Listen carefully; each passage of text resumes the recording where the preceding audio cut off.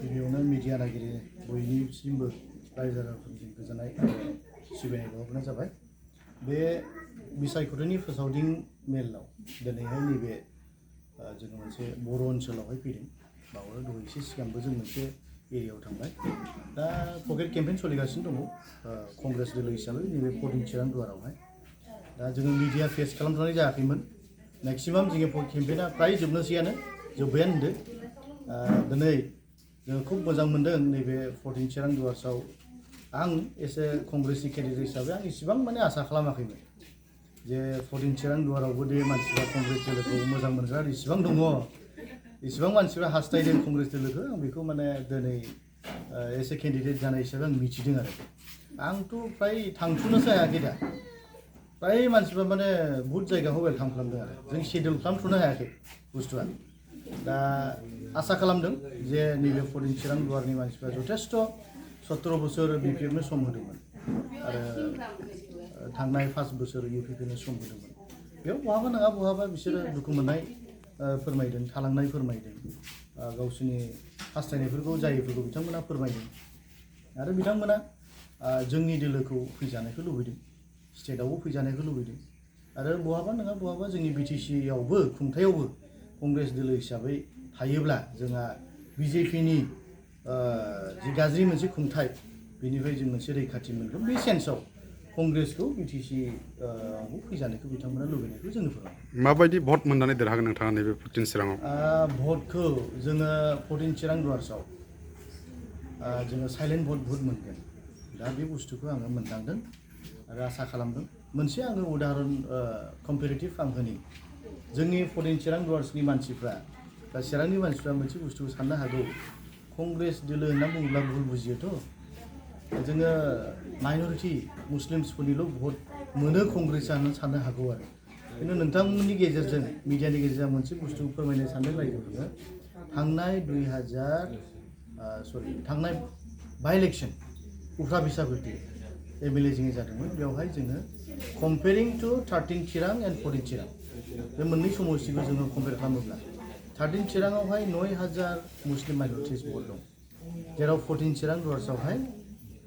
मुस्लिम माइन'रिटिस भटआ 0। खिन्थु जोङो बै 13 समस्थियावहाय 1300 सामथिं जों भट मोनदों। 14 चिरां दुवार्सआव 1250 सामथिं भट जों मोनदों। 50टा भटल' डिफारेन्स। बेखौ नायोब्ला अब्ला मुस्लिम माइन'रिटिसफ्राल' जुदि कंग्रेसआव भट होयो होननानै जोङो भुल बुजिना लादोंब्ला बे भुल जागोन। जेराव मुस्लिम माइन'रिटिसफोर गैया, 1250 जन सोर मानसिया कंग्रेसआव भट होयो बे फरदिं चिरां दुवाराव, जेराव केम्पेइनानो जायाखै, केम्पेइना खालामाखै। दा बेखौ नायोब्ला आं सान्दों नैबे माबायावहाय BTCनि बिसायख'थियावहाय जों गोबां भट जों मोननो हागोन बे फरदिं चिरां दुवाराव। बबे दोलोआ फेक्टर जानो हागौ नोंथांनि नोजोराव? दायो आं नायदों मोनसे इन्टारेस्टिं खोथा बे, जिहेतु हाग्रामा आरो खाम्फा दङ। हाग्रामाया गावखौ बिराद राजा सानना लायो। बिथांमोना बुंब्लाथ' दा जोंखौ माबा नुगोन जे, खिन्थु मोनसे खोथाखौ बेबो बिथाङाबो बुजिनाया मोजां जे सिंहनोबो मोनसे समावहाय एन्जरखौ नांगौ जादों। सिंह सानना लाबाय, उनाव एन्जरासो खामानि होबाय आरो। दा खाम्फाबो बिदिनो सानना लायो। दा बिथांमोना बुंनो गोसो गैयामोन, खिन्थु दिनै बुंनांगौ बायद' जादों जे 14 चिरां दुवार बायदि 14ल' नङा, जोंनि ओनसोलखौ मोनसे समाव बिसोरो दावहाथिलि खालामो, जायखौ लानानै जोंनि ओनसोलनि मानसिफ्रा असान्तिमोन। बिथांमोननि आमोलावनोथ' जादों बेफोरो। दा जोंनि मानसिफ्रा गोबां जायगायाव आं जेब्ला बेरायदों बेफोरखौ आंजों शेयार खालामदों। आं बेखौसो दिनै फोरमायदों आरो आंनि बुंनाय बाथ्रा नङा। बिथांमोना दाबो दुखु मोननाय दं, जाय बिथांमोनानो जोंखौ असान्ति खालामदों, थानो हायै खालामदों, समाजावहाय दिनै गुलाय गुजाय खालामदों, लामा ससे ओंखारनो हायै खालामदों। बे बिथांमोना दिनैहाय मोनसे समाव बे जायगा दावहाथिलि जाबाय। दिनै बे बिथांमोनानो बेयाव फैनानै राजनितिक थिलि खालामनो नागिरदों, राजनितिक थिलि खालामनो नागिरदों। दा बेखौ बिथांमोना 14 चिरां दुवारनि मानसिफ्रा बेखौ इसिबां गोरलै एक्सेप्ट खालामगोन आं बेखौ नुवाखै। जिहेतु सानैबो केन्डिडेटआ BPF बेकग्राउन्डनि मानसि। खाम्फा बरगयारी बिथाङाबोथ' बावैसो सिगांसो फैदों UPPआव, बेबोथ' दाबो BPFनिनो मानसि। आरो हाग्रामा महिलारि बिथां बेथ' BPFनि मुरब्बि जाहैबाय। मोनसे इन्टारेस्टिं खोथा बे, हाग्रामा महिलारि बिथाङा गावनि क'क्राझार जिल्लायाव मोनसे समस्थियाव 2020आव सरकार थानाय समावनो बिथाङा जेनदों। आচ্ছা, हाग्रामा महिलारि बिथाङा बे समाव राजा मोनब्ला रुलिं थानाय समावनो बिथाङा मोनसे समस्थियाव क'क्राझार जिल्लायावहाय जेनदों आरो दा बिथाङा बुजिबाय हयथ' बे क'क्राझार जिल्लायाव आं बे जेननाय समस्थियावथ' आंथ' मिसासै बेखायनो आङो जेरैहाय थाइजौ गोखैयाखौ खनसेल' फाननो हायो मार्केट सोलायाब्ला उफाय गैयानो बे एखे मार्केटआव बे नाहांलि आरो बायलेखौ रावबो मिथिजोब्बाय नालाय खुब सम्भब आं सानो हाग्रामा महिलारि बिथाङा बै जेननाय समस्थियावहाय गावखौदि मिथिजोब्बाय मानसिफ्रा बेखायनो बे समस्ति सोलायाब्ला उफाय गैया क'क्राझाराव मोनसेबो समस्तिखौ बे नुवाखसै जोंनि चिराङाव फैबाय बे थारमाने चिराङाव बे थाइजौ गोखैखौ दाबो जाथ'वाखै मानसिफ्रा बेखायनो आं सानो बेखौदि जोंनि चिरां दुवारसिनि मानसिफ्रा बुजिनाय नङा बे इसेबां गोरलै नङा चिरां दुवारसिनि मानसिफ्रा बेखौ सानना लादों जे हाग्रामाया गावनि समस्तियाव बियो गेलेनो दम गैयैखायसो बे चिरां दुवारसिनि मानसिफोरखौ रायजो राजाफोरखौ बे थगायनो फैदों दा बेखौ चिरां दुवारसिनि रायजो राजाफ्रा जाम्बा नङा बिनि रं चइस मानो रं चइस 14 चिरां दुवार्सआव मेक्सिमाम भटआ इन्टेलेक्चुवेल भट्स आरो माने साइलेन्ट भट्ससो जायो बे बुस्थुखौ चइस खालामनाय आन्डारएस्टिमेट खालामनाया हाग्रामा महिलारि बिथांनि थाखाय बिराद गिदिर भुल जादों आरो इउपिपिएलनि खोथा बुंनो थाङोब्ला बावैसो सिगां जों नुदों जे इउपिपिएलनिथ' मोननै भाग जानानै दं दाबो सांग्रां ब्रह्म बिथांनि मोनसे फेक्सन आरो इउपिपिएलनि मोनसे फेक्सन दा इउपिपिएलनि भटआथ' रायजो राजाफ्रा नुखाबाय जे मोननै गावनानै दंखायो अब्ला बबे भटआथ' बिथांमोनावलाय प्लास जानांगौ बिथांमोना देरहानायनि मोनसे बिसिनिया संखियानो गैया दा बेखौ नायोब्ला दाख्लैफोर कंग्रेस हिसाबै जोङो थार्ड पजिशनाव दंमोन खिन्थु फैयै फैयै कंग्रेस हिसाबै दिनै आं जा नुदों जों दा सेकेन्ड पजिशनाव दंथ'यो दिनै 15 तारिखसिमाव दा बेबो थाङै थाङै आं सानो 18-20 तारिखसिमावहाय जों फार्स्ट पजिशनाव फैनायनि मोनसे लक्ष्यखौ जों नुदों बेखायनो रायजो राजाफ्रा दिनै साइलेन्टलि अबजार्भ खालामदों सोर दोलोआ माबायदि सोर पार्टिया माबायदि आरो बेयावनो आं मोनसे इन्टारेस्टिं खोथा एड खालामबावनो सानदों बिदि खालामाखै माबा खालामाखै जों फोसावदिं मेला एक्चुवेलि जि स्टाइलाव थांनांगौ बे स्टाइलाव जों थांदों गेदेर गेदेर मिटिं इन्टारेस्टिंलि जों बुंनो हायो बिथांमोना हेलिकप्टार लाबोना मिटिं खालामदों हेलिकप्टार नायनो फैखाबाय दा गोबां मानसियानो बिसोरथ' मिटिं खोनासंनो फैयाखै हेलिकप्टार नायनोसो फैबाय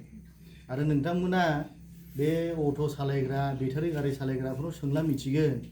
बिथांमोना मिथियो जाय मानसिफ्रा मैया प्रमदनि हेलिकप्टारखौ नायनो थांदों बे मानसिफ्रानो गाबोन बे एखे अट' गाखोनानै हाग्रामानि हेलिकप्टारखौ नायनो थांदों दा बिथांमोनावथ' इसिबां ज' मानसि जादों बे एखे मानसियानो बिथांमोना जेबो महर गैया खिन्थु बिथांमोना थुगोन बबेबा मोनसे पार्टियाव खिन्थु बिथांमोना बेखौ फोरमायनो सानदों एसे हल जे हाजार हाजार मानसि जोंजोंहाय दङ एक्चुवेलि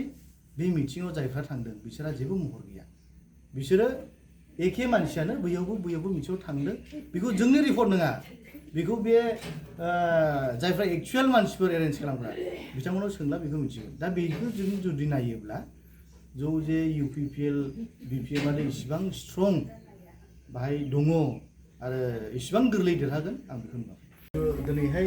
पकेट केम्पेइन जों खालामबाय थादों आं मोनसे खोथा खोन्थानानै दोननो सानदों जों नुयो इउपिपिएलआबो पकेट मिटिं खालामबाय थादों गिदिर गिदिर मिटिंथ' बिथांमोनाबो खालामबाय थानो हाया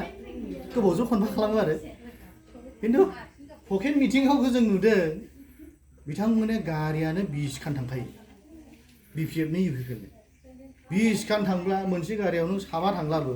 100 जन जाहैखाबाय दा 100 जना गावसिनि मानसिखा बाखि बिसिनाव पाब्लिकआ थायो 20 जन 120 जन गेलेदों पकेट केम्पेइना खिन्थु जोंनि कंग्रेसना जोंथ' 20 था गारि खाराखै जोंहा साबासो मानसि फैबाय बाखि जोंनाव 50-60 जन 100 जन बे गासिबो बे रायजो दा इन्टारेस्टिं पिक्सारा बेफोरनो आरो साननो हागौ गुबुन माने दोलोनि मानसिफ्रा बा रायजो राजाफ्रा पकेट केम्पेइनावबो कंग्रेसनि मानसि जायालै साननो हागौ आरो खिन्थु बिपिएफ इउपिपिएलनि पकेट केम्पेइननि मिटिंखौ नाय नोंथांमोना आं दाख्लै खाम्फा सारनि मिटिं लरेन्स सारनि मिटिं जोंनि एमपि जयन्त सारनि मिटिं आं बिसिनि पकेट केम्पेइनखौ नायदों जोंना एमपि साराबो बे एसेल' जथुमाव थांबाय ने सानफ्रांदों आं एमएलए साराबो बे एसेल' जथुमाव थांबाय ने आंलाय सानोमोन जोंनि कंग्रेसनि केन्डिडेटफ्राल' 50-60 जन 100 जन गेदेरिङाव मिटिं खालामहैयो खोमालै सानदोंमोन आं खिन्थु बिथांमोनाबो बे फिसा केम्पेइनाव थांनानै दिनैहाय पकेट केम्पेइन खालामनो बाध्य जादों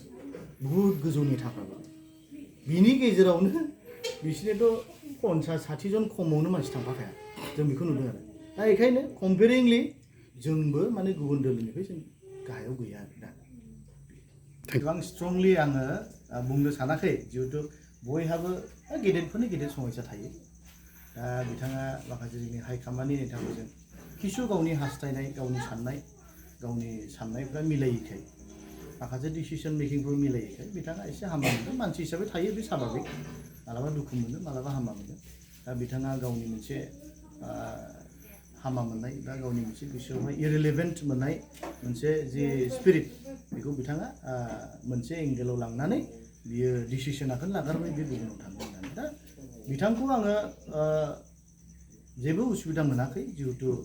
बयबो गावबा गाव राजनितिक नेताफ्रा गावबा गावनि मोनसे लामा थायो गावबा गावनि मोनसे स्ट्रेटेजि थायो दा बिथाङा थांदोंब्लाबो आं सानो गोसो गोरबोआव बे कंग्रेसखौ दाबो मोजां मोननाय दङ आरो जों मानसि हिसाबै अराय बिथांजों सोमोन्दो थागोन नंगौ बिथाङा सासे बोल्ड लिडार आरो एग्रेसिभलि खामानि मावनो हायो आरो खुब हेल्पफुल बिथाङा आरो बिथाङा लिडार मोनसे पजिशनाव दङ आं सानो अराय बे पजिशनाव बिथाङा थागोन दा बिथां थांनायाव जों कंग्रेसनि रावबो गाज्रि मोनाखै हामा मोनाखै बरंस जों बिथांजों दाबो पजिटिभाव दङ आंनि मोनसे एक्सपेक्टेशना बेल' थागोन बिथाङा जेरावखि थाया मानो बिथाङा मोजाङैनो थागोन आरो मोजाङै खामानि मावगोन आरो गावनि जि मोनसे केरियार लिडारशिपनि केरियार आरो पजिशन स्टेटास बेखौ मेनटेन खालामनानै सोलिगोन होननानै आं सानो बिथाङा ओंखारलांनायनि उनाव कंग्रेस दोलो हिसाबै माबाफोर लोरबांथि नुजाथिदों नामा लोरबांथि मोनसे ओरैबायदि जायो जेनेबा हमनानै ला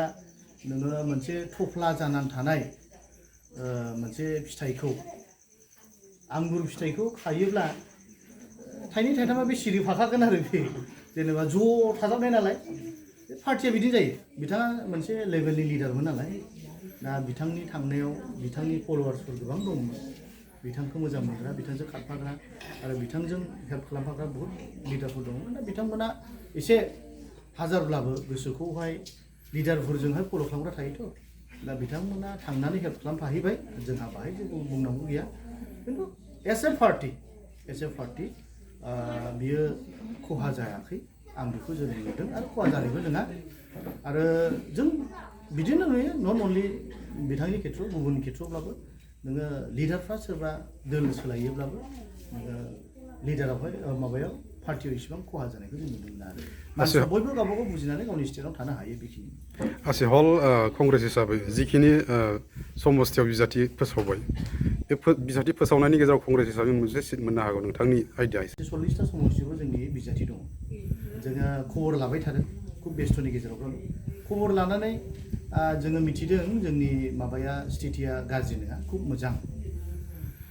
मोनसे बुस्थुआखौ शकिंलि गुबुन दोलोनि मानसिफ्रा सानाखैमोन फर एग्जाम्पल दाख्लै जेनेबा काजलगावआवहाय मोनसे मिटिं जादोंमोन गौरब गगৈ बिथांनि खुनु इउ पिपल बिपिएमआ सानाखैमोन जे कंग्रेसनि बेबायदि रायजोफोरनि मिटिङाव इसिबां मानसि जमा जागोन दा बेखौ नुनानै बिथांमोना दिनैहाय बुजिदों जे थारैनो मानसिफ्रा कंग्रेसखौ मोजां मोनो आरो कंग्रेसनि सापर्ट दङ सिगांहाय जोंनिफ्राय केन्डिडेट होयैखायसो मानसिफ्रा बिपिएफ नङाबा इउ पिएफआव थादोंमोन दा बे केलकुलेसनाव जोङो हिसाब खालामदों जे आउट अफ 40 जोङो डाबल डिजिटनावहाय जोंनि दा आवगायगासिनो दं प्रग्रेसिं होनना बुंगोन आं देरहागोन होनना बुंनाय नङा प्रग्रेसिं डाबल डिजिटनावहाय जोङो प्रग्रेस जानानै दङ एज ए कंग्रेस बिनि गेजेराव मेन्डेट हिसाबै भटनि समाव रायजोफ्रा जोंनो बेसेबांथा सिट होयो बेखौ लानानै मोनसे खोथा जागोन दा प्रग्रेसिंआखौथ' नों मेन्डेट होनना बुंनो हाया दिनै प्रग्रेसिं गाबोन डिक्लाइनबो जानो हागौ बा प्रग्रेसिंआ बिनि जौसिनावबो थांनो हागौ आरो बेखायनो जों सानदों खिन्थु कंग्रेसआ सिट मोनगोन बे खाथां बे सिट मोनगोन खिन्थु गाज्रि सिट मोननाय नङा जोङो कंग्रेसआ जि एक्सपेक्टेड मोनसे सिट दङ जोंहा केलकुलेसन दं बेखिनि सिटखौ जों मोनगोन जों बेखौ आसा खालामो